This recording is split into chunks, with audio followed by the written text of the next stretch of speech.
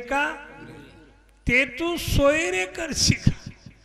काय काय मन मेलं तर सगळंच. मग मन मरता येणाऱ्या संताला शरण जा. माझ्याकडे येऊ नका, आम्हाला नाही, आमचंच मेलं नाही तर तुमचं कुठून करा. आम्ही फक्त बोलतो तुम्हाला. महान संताला जा ना, खूप लोक आहेत, विद्वान संत आहेत आमच्यापेक्षा. आम्ही काय तुम्हाला चार गोष्टी सांगायला येतो.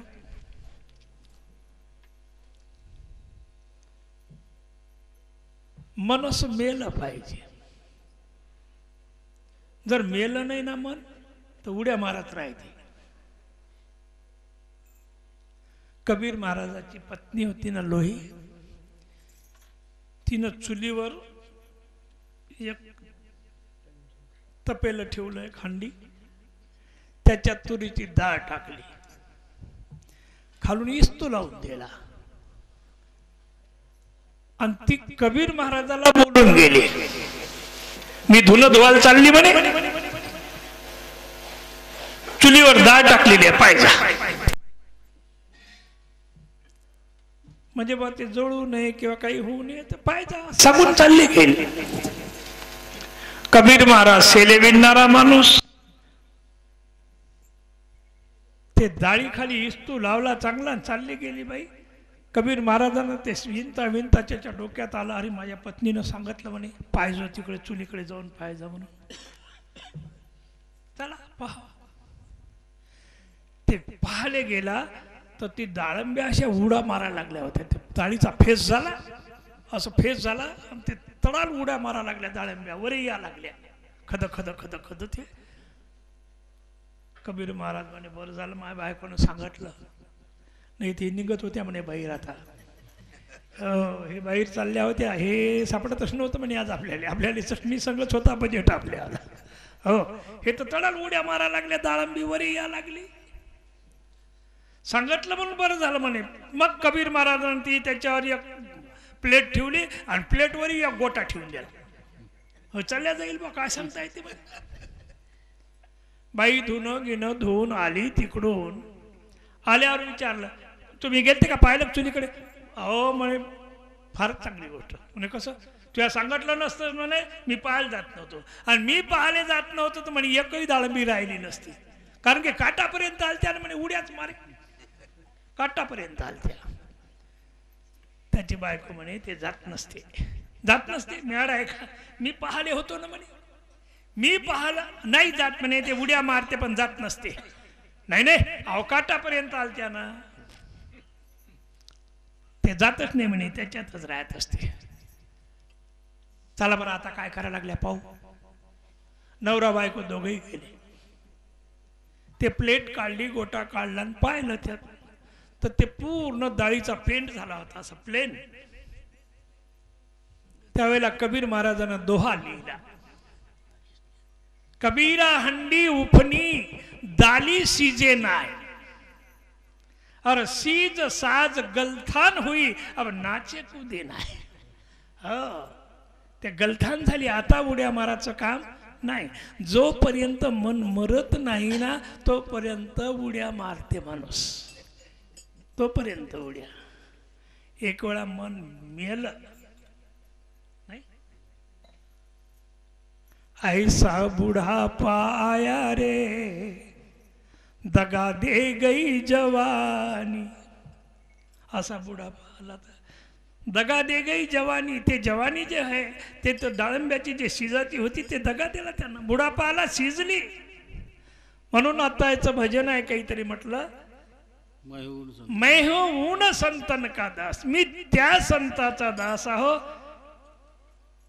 की ज्याची माझ्यावर कृपा झाली, की ज्यांनी माझ्या मनाला मारलं. मैं हूं उन संतन का दास जिन्होंने मन मार लियो. जर नाही मेलं असेल पूर्ण, निदान 4 आणे तर मारा, 8 आणे तर मारा, त्या रस्त्यावर तर राहा. पूर्ण नसेल झाले तरी हरकत आहे का काही? त्या रस्त्यावर राहा. मैं उन संतन का दास, की ज्या संताचे विचार पटले, ज्या संताचे शब्द पटले, ज्या संताच्या विचारांना आपलं चांगलं झालं ना, तिथं मन थांबत असते, काही ना काही पुढे नाही जात, मन त्या मार्गावर लागते. मैं उन संतन का दास जिन्होंने मन मार लियो. मन मारा बस की. एक भंग्याचं पोरग होतं, भंगी, नाली साफ करणारा भंगी. त्याचा धंदा नाली साफ करायचा. लग्न झालं होतं, पण नाली साफ करता करता समोर एका श्रीमंताचं घर होतं आणि श्रीमंताच्या घरावर वरच्या मजल्यावर त्याची पोरगी होती, सुंदर देखणी पोरगी. आणि हे नाली साफ करायला लागला तिथं, तर त्यानं त्या पोरीकडे पाहिलं. पाहिल्यावर बस याचं मन गेलं तिथं. मन गया तो सभी गया, गया सिर का मोर. जेवढं पाप शरीरानं होत नाही तेवढं पाप मनानं होते. आणि पाप घुसाची जागा आहे डोळे. पाप कुठून जाते? डोळ्यातून. यानं पाहिलं त्या पोरीकडे, याचं मन त्याच्याकडे गेलं. बस मग घरी आला कामधंदा करून दुपारी, मग बेचैन झाला. बस काही असो, तेवढं आपल्याला हासिल करायचं आहे, ते आपल्याला पाहाच भेटल, ते कधी मिळेल त्याची अपेक्षा करायला लागला. मग जेवण खावण सोडलं. 2 दिवस 3 दिवस झाले, नाराज राहायला लागला. असं तसं 4-5 दिवस. मग तिच्या बायकोने विचारलं, झालं काय तुम्हाला? तब्येत बरोबर नाही तुमच्या आली? ताप येते का तुम्हाला? दवाखान्याचा गोळी घ्या, हातपाय दाबून देतो, कडक पाण्यानं आंघोळ करा. वाटल ते दुनिया केली, पण याची परिस्थिती सुधरे नाही. कारण काय? मन गेलं ना. मनामागे गेला तो तेथेची मुकला. आणि हरिपाठी स्थिरावला तोची धन्य. तो मनामागे गेला, मन गेलं तिथं राजाच्या घरी. त्याचं मन घरी असताना तिथंच होतं. मग त्याच्या बायकोनं विचारलं, सांगा ना काय झालं, सांगा ना. तर म्हणे, तुला सांगितलं तर तुला पटणार नाही. पटणार नाही त्याच्यापेक्षा म्हणे आपलंही पटणार नाही दोघाचं. तुला ते चांगलं वाटणार नाही, तुम्हाला चांगलं म्हणशील नाही, पण मी प्रामाणिक माणूस आहो, तू म्हणशील तर सांगतो, वाईट वाटणार नाही. म्हणजे सांगा काय वाटत ते. तर म्हणे, तुला सांगू, त्या अमुक अमुक शावकाराची पोरगी माझ्या लक्षात आली. बस तेवढी इच्छा राहिली म्हणे मावाली.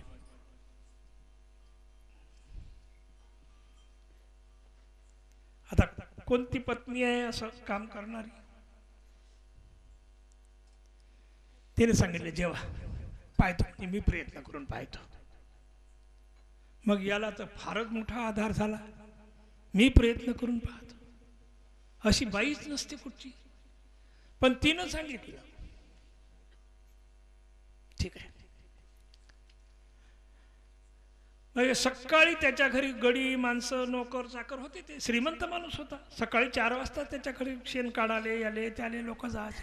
त्याच्याही अगोदर हे बाई जायची, कुठून तरी शेण घेऊन जायची, सडा टाकून द्यायची मोठ्या अंगणातनी त्याच्यावाल्या, आणि रांगोळी गिंगोळी काढून 2-4 फुलं ठेवून चालली यायची. म्हणजे गडी माणसाच्या अगोदर गडी माणसंही म्हणे, बा आता मालकीन उठली असेल, कोण टाकला असेल, काही झालं असेल. 15 दिवसापासून ते रोज हेच धंदा करायला लागली. 1-2 महिने झाले. या गड्याने विचारलं त्याला की आम्ही याच्या अगोदरही म्हणे सोडा टाकून आणि इथं रांगोळी काढून राहते. ते म्हणे आम्ही तर उठतच नाही. त्या श्रीमंताच्या बाया काय नाही उठते, आम्ही नाही उठत, आम्ही नाही उठत. मग कोण टाकते? 15-20 दिवस झाले. मग तेही पाहत ना, रांगोळी कोण काढली, अमुक कोण काढली, कोण काय केलं. 1-2 महिने झाले, कोणाने सापडे नाही ते बाई. मग एक दिवस ती राजाची पोरगी जी होती श्रीमंताची, तीच बसली. ती बसली आणि तिनं बरोबर सडागिड्या टाकून रांगोळ काढताना पकडलं तिने. का म्हणे कोण आहेस तू? तर म्हणे मी चिसा, मी एका भंग्याची पत्नी आहो. बरं तुला आम्ही काही पैसे देत नाही, तू आमच्या रोजानं नाही, काही मागत नाही, काही नाही. महिना 2 महिन्यापासून तू रांगोळ काढा लागली, सडा टाका लागली, काय काम आहे? नाही काहीच नाही, तसं काही नाही मला. नाही काम सांग, हे इतकं दिवसापासून तू 2 महिन्यापासून करायला लागली, काय कारण आहे? ते म्हणे बाई तुम्ही आम्हाला मारसाल, आम्ही गरीब माणसं आहोत. तुम्ही मारलं तर आमचं कसं आहे, आम्ही गरीब आहोत, काय सांगावं तुम्हाला. पण आता काय करू मी, माझ्या मालकाची मर्जी आहे. सांग म्हणे काय सांगायचं ते सांग. म्हणे आता आम्हाला क्षमा करसाल, मारसाल नाही ना? सांगू का नाही सांग ना म्हणे, सांग. म्हणे काहीच नाही, माझ्या मालकाचं मन तुमच्यावर बसलेलं आहे आणि माझ्या मालकाची इच्छा पूर्ण करण्यासाठी मी हे धंदा करत आहो. तिने सांगितलं धन्य झाली, अशी तर बाईच नसते, अशी बाई नसते. नाही तर ते बाई नवऱ्याला मारत होती, नाही तर ती इस्तू लावून घेत होती. पण म्हणे हे तूही वेगळीच बाई आहे. ठीक आहे, एवढीच इच्छा आहे म्हणे, मग असं कर. 6 महिन्याची गोष्ट आहे म्हणे. भगवे कपडे घाला लागल, एकांतात जंगलात जा लागल आणि तिथं सतत चिंतन करा लागल म्हणे, राम राम राम राम राम. 6 महिने जर तुझ्या नवऱ्यानं तसं केलं तर म्हणे मीच माळ घेऊन येतो. 2-3 महिने काम केल्यानंतर एवढा त्याला गुण आला आणि गेली. आणि हे रोज बहादर विचार, भेट झाली काय, बोलले काय, कोणी भेटलं काय, अमुक काय. मग या दिवशी त्या बाईनं सांगितलं म्हणे पोरगीच भेटली मला आज. आणि मग सांग काय सांगितलं तिने, काय सांगितलं म्हणे 6 महिने जर तुम्ही जंगलात एकांतात गेले भगवे कपडे करून, 6 महिने तपश्चर्या केली की तिनं सांगितलं म्हणे की मीच माळ घेऊन येतो. मायची गरज, 6 महिने तर असेच काढतो म्हणे मी, त्याला काय मोठी गोष्ट आहे, 6 महिन्याने वेळच काय म्हणे. आता पहा, हे भोगलाल साहेब, भोगलाल भोग में सदा झुरता मरता, तू राम भजन क्यों नहीं करता. 6 महिने यानं लगेच गेरू आणला दुकानातून, कपडे बुडवले, आतनी वाळू घातले की नेसला की बायकोला सांगितलं चाललो मी. गेला जंगलात 6 महिने काय मोठी गोष्ट आहे. केलं चिंतन सुरू, राम राम राम राम. महिना झाला, 2 महिने झाले म्हणे, आता 4च महिने राहिले ना, 3 महिने झाले, आता अर्ध्यातनी आलो ना, बस 3, 3:30, 3:45 चालू, राम राम. असं करता करता करता ते राममय व्हायला लागला धीरे धीरे धीरे धीरे धीरे धीरे कल्यावर होते बरं का. असं करता करता 5 महिने झाले, राम राम राम राम. मग ते रामात विलीन व्हायला लागला, थोडा थोडा थोडा थोडा थोडा रामात. मग इकडलं सुटत चाललं, राम राम. 6 महिने झाले, टोटल 6 महिन्यातले मग याला इकडलं सगळं भुललं ते आणि फक्त राम. 6 महिनेपर्यंत मग ते बाई तिथं लोक जा लागले, तिथं लोक पेढा वाटा लागले, उदबत्त्या, नामुकण टमुकण, जत्रा आणि यात्रा. पण याचा राम जे पकडला तर याला जगातलं काहीच दिसलं नाही, फक्त नामात होता ते, एका नामात, फक्त नामात.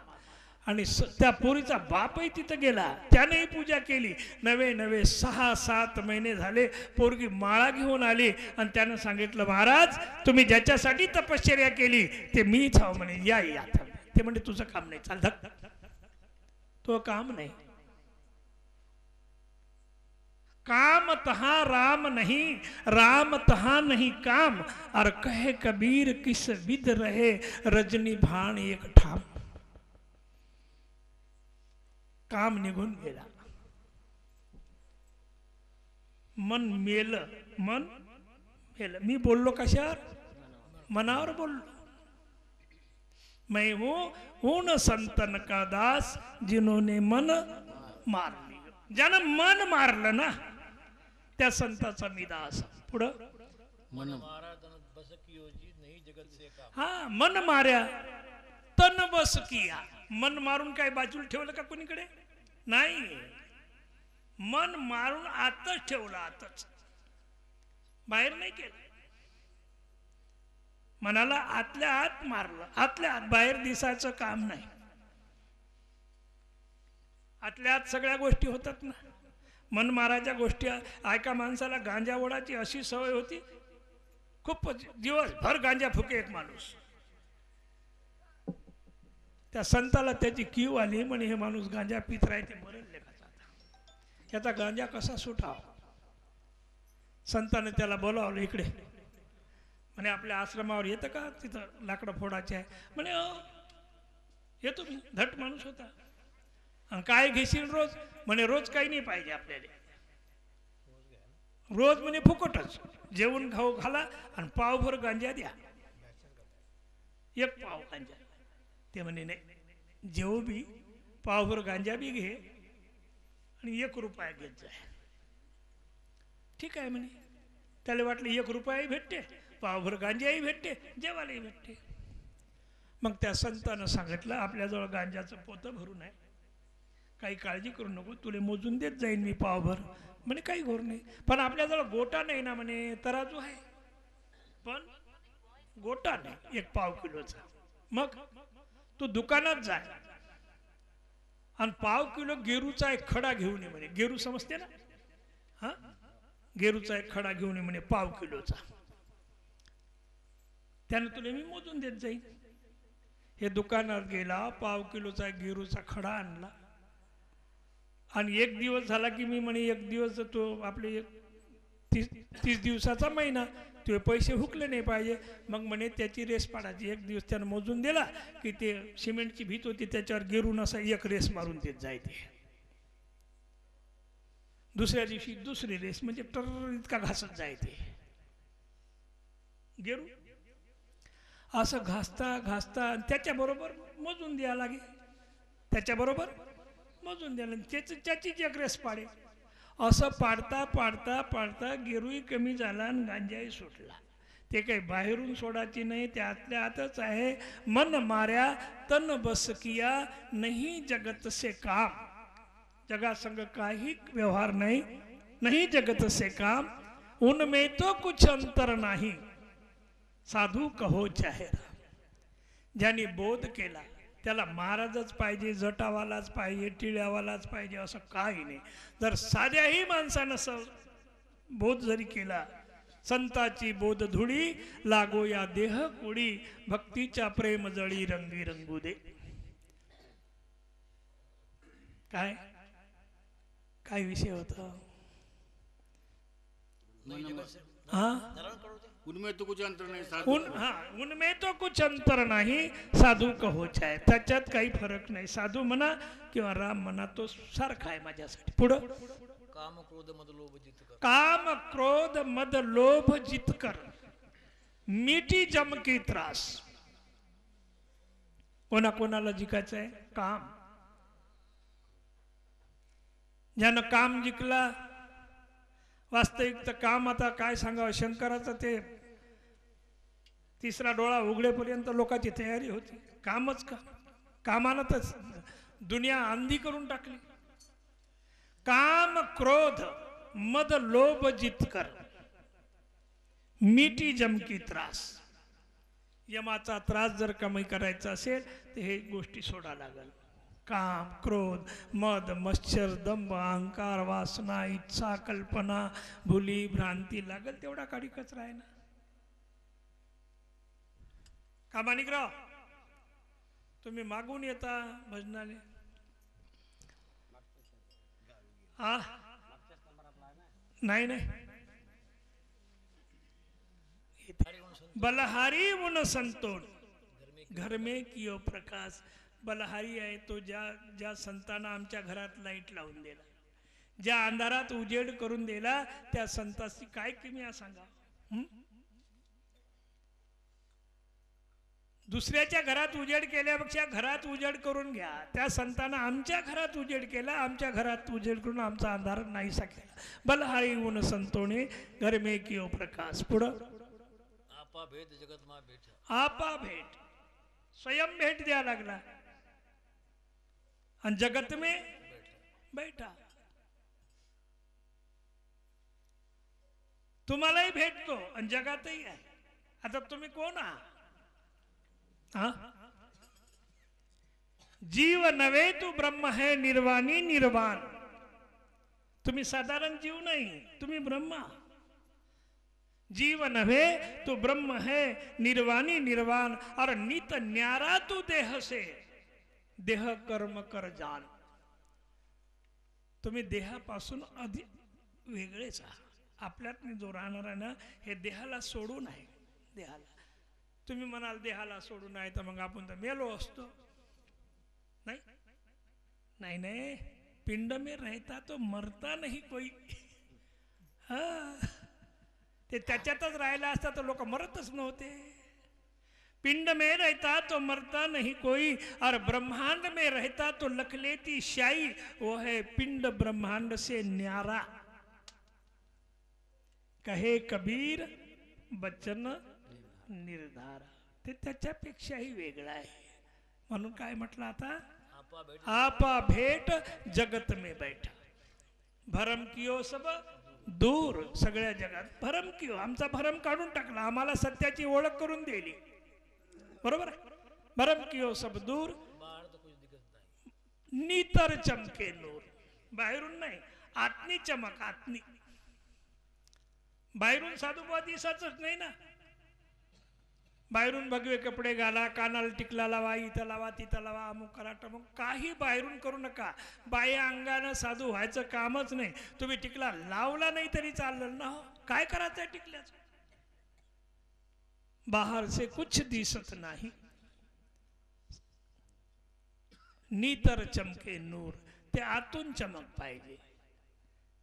सोनं तुम्ही भूखंड्यात फेकलं तरी त्याची चमक जात नाही. मी म्हणतो एखादा विद्वान माणूस तुम्ही कोपऱ्यावर बसला तरी लोक त्याला उठून आणतात. या इकडे, या इकडे. फक्त त्याची ओळख होईपर्यंत वेळ लागेल त्याला, नाही तर लोक उठून नेतात त्याला. तुम्ही कोण या कोपऱ्यात बसाल, त्याला लोक बोलावतील. नितर चमके नूर जिन्होंने मन मार लिया. पुढं नरसी के सद्गुरु सावरिया दीनी अमीर रस प्याय. नरसी मेहतानं सांगितलं माझा गुरु महाराजच इतका विद्वान आहे. नरसी महाराजाचा गुरु विद्वान होता. नवे नवे मी तर असा छातीवर हात ठेवून सांगतो, माझाही गुरु विद्वान होता की ज्यांनी मला इथपर्यंत आणून बसवलं.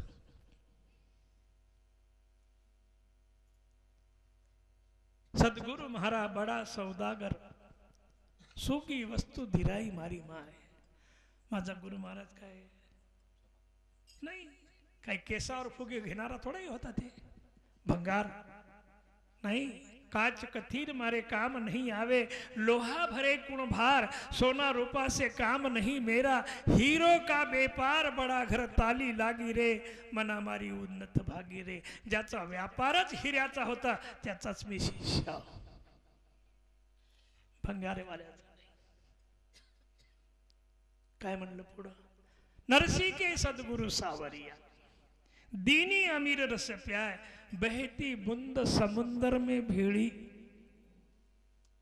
आकाशातून जर पाण्याचा थेंब आला ना तर जमिनीवर येईपर्यंत पांढरा शुभ्र मोती सारखा येत असते.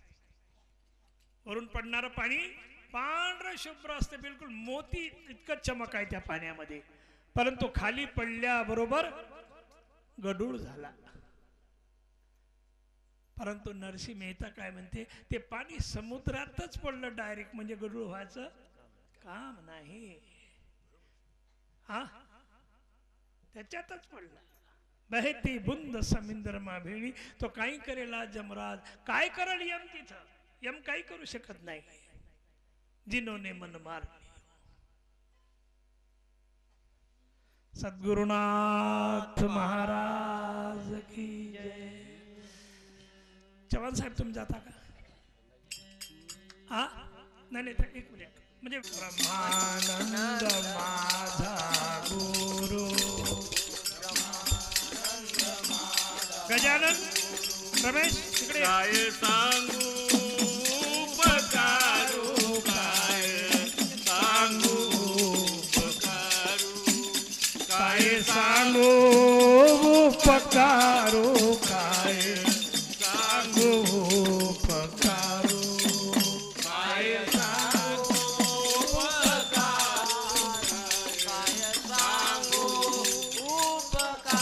दाखवा एक सांगू उपकारू काय सांगू उपकारू काय सांगू उपकारू शरीराच्या काढून त्वचा शरीराच्या काढून त्वचा शरीराच्या काढून त्वचा शरीराच्या काढून त्वचा करीन पादुका गुरु वा वा क्या बात है पादुका गुरुच्या करीन पादुका गुरुच्या करीन पादुका गुरुच्या करीन पादुका गुरुच्या करीन पादुका गुरुच्या करीन पादुका गुरुच्या करीन पादुका गुरुच्या परितेना होय उतीर्ण परितेना होय उत्तीर्ण परितेना होय उतीर्ण परितेना होय उत्तीर्ण काया वाचा जीवे क्या बात है काया वाचा जीवे प्राण काया वाचा जीवे प्राण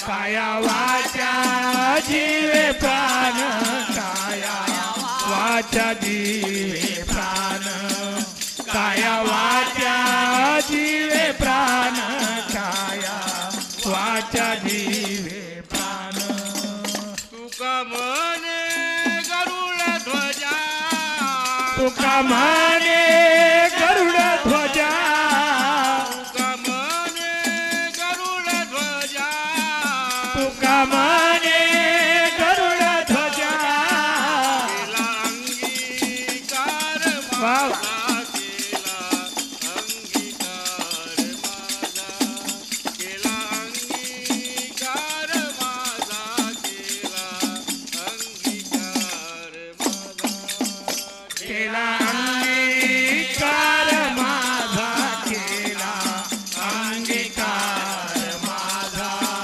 केला अंगीकार माझा केला अंगीकार माझा नाथ महाराज की जय.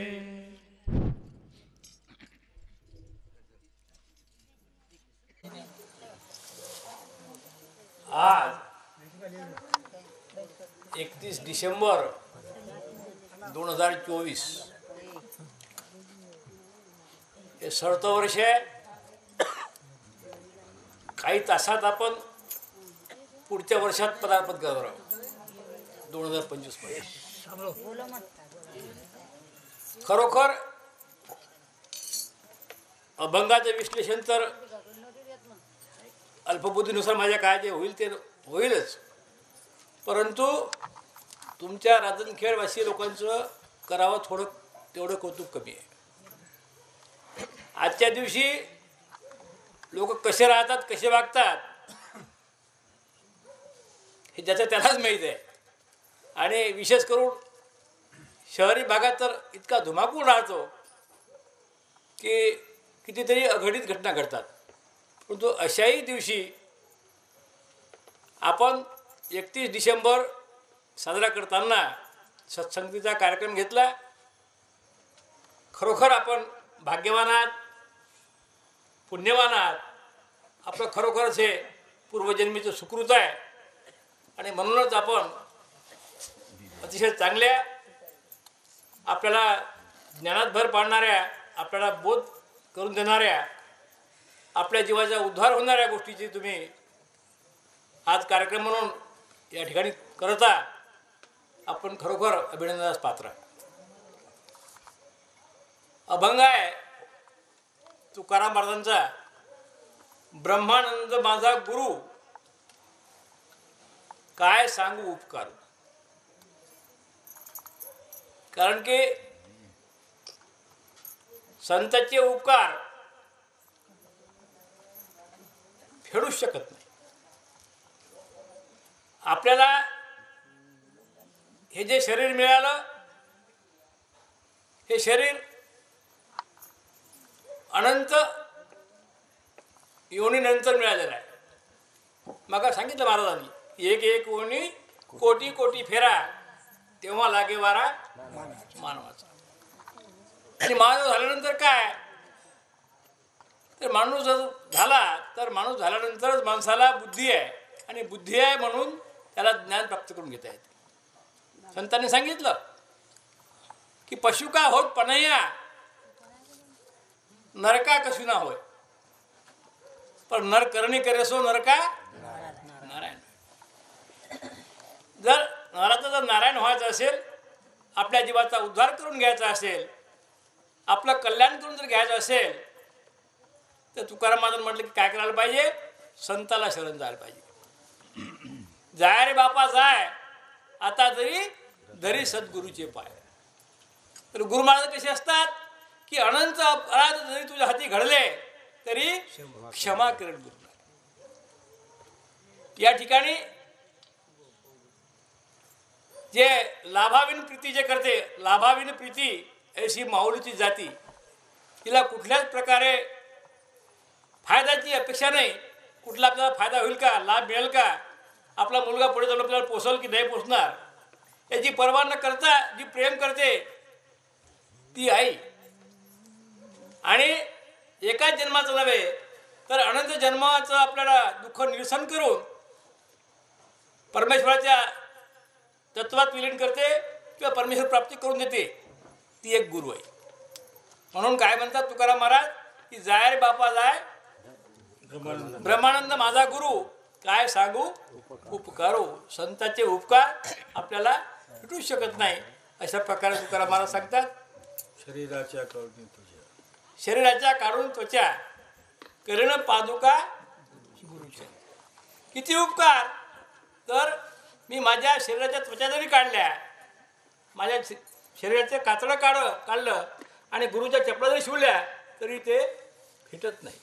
कारण काय, एका जन्माचं जे नाशिवंत आहे सगळं, आपल्याला इस्टेट आहे, शेती आहे, वाडी आहे, पैसा आहे, हे आई वडील आपल्याला मिळवून देतात, ते कष्ट करतात आणि मुलासाठी ठेवतात, हे जर आपल्याला उपकार फिरत नाही तर गुरु महाराज तुमचं आनंद जन्माचं जे दुःख आहे, तुम्ही जे आजपर्यंत पशु झाले असतील, नाना योनी घेतल्या असतील, त्या सगळ्या योनीतून तुम्हाला मुक्त करून तुम्हाला स्वतःच्या स्वरूपात ज्ञान करून परमेश्वर प्राप्ती करून देतात.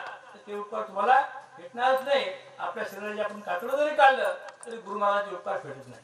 परी ते न होय उत्तीर्ण, काया वाचा परी ते न होय उत्तीर्ण, काया वाचे जीवे प्राण. निवड शरीराचं कातडं काढून नाही तर माझं काया वाचा मनासहित जर मी अर्पण केलं तरी सद्गुरुजी उपकाराची मी भरपाई करू शकत नाही, असं तुकाराम महाराजांचं म्हणणं आहे. तुका म्हणे गरुड ध्वजा केला केला नाही. हा. तुका म्हणे गरुड ध्वजा त्यांनी गुरु महाराजांनी म्हटलेलं आहे की तुम्ही माझा अंगीकार